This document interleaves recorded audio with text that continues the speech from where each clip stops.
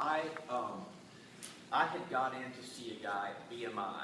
His name was Thomas Kane, just a great guy. And so he was there for me like square one, day one of my career. It starts with Thomas Kane at BMI.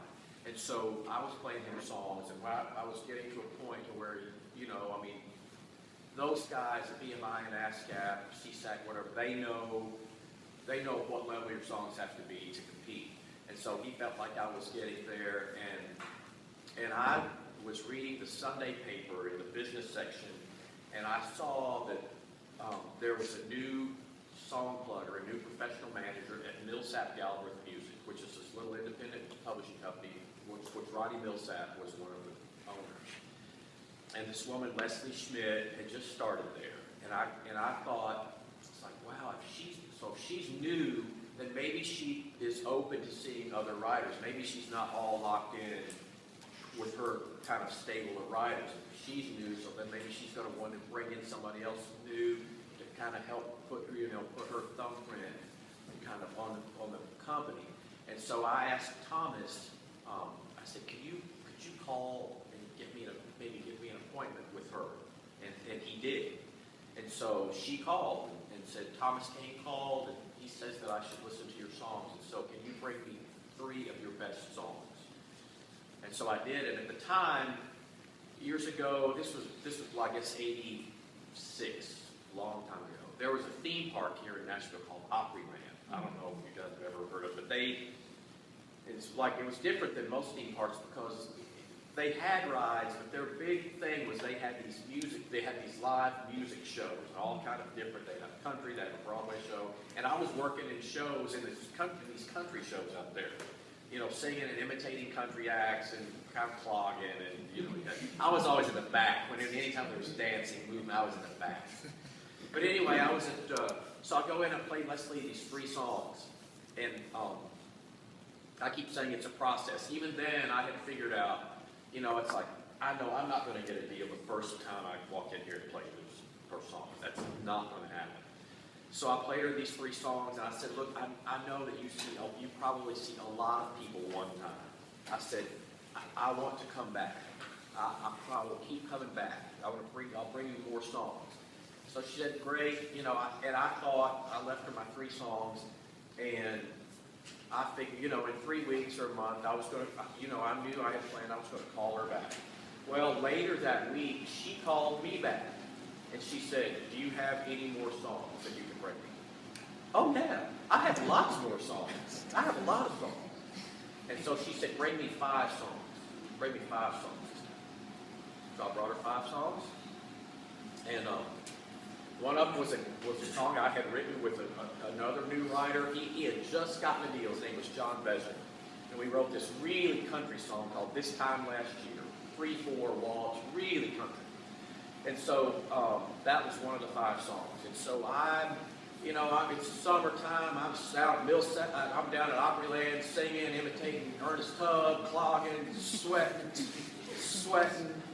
And I'm between shows, and I check my voicemail, and Rob Galbraith is on the phone, who is Roddy Millsap's record producer. He's a co-partner in their publishing company. And he says, hey, Tim, this is Rob Galbraith. He said, me and Roddy have been listening to a bunch of songs today by a bunch of big deal songwriters, and we like this thing you and Besner wrote the best. It was like, oh, man, this is unbelievable. Roddy Millsap's record producers called me. And so they ended up cutting this song.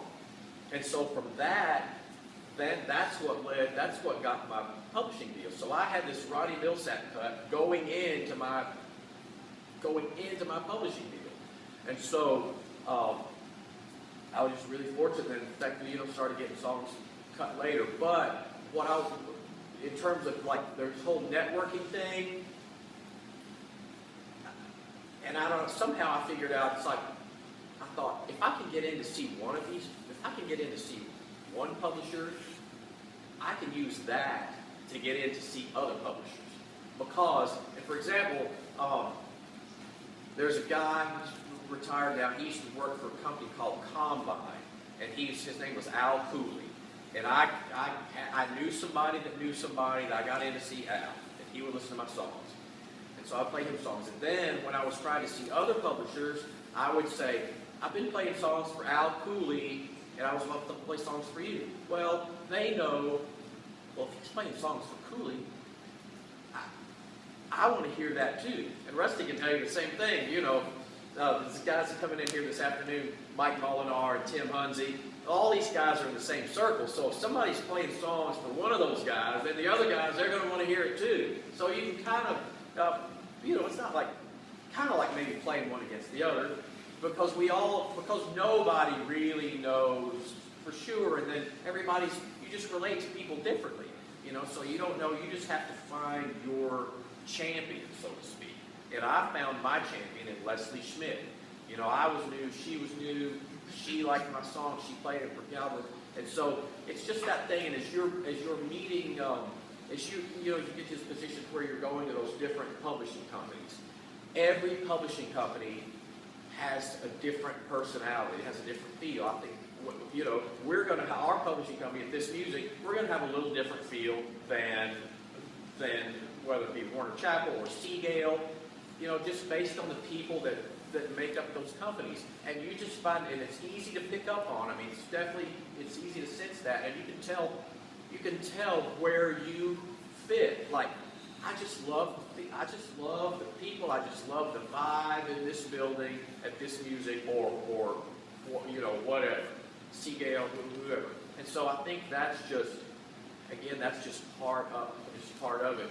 Feeling like what feels best to you. Was that helpful?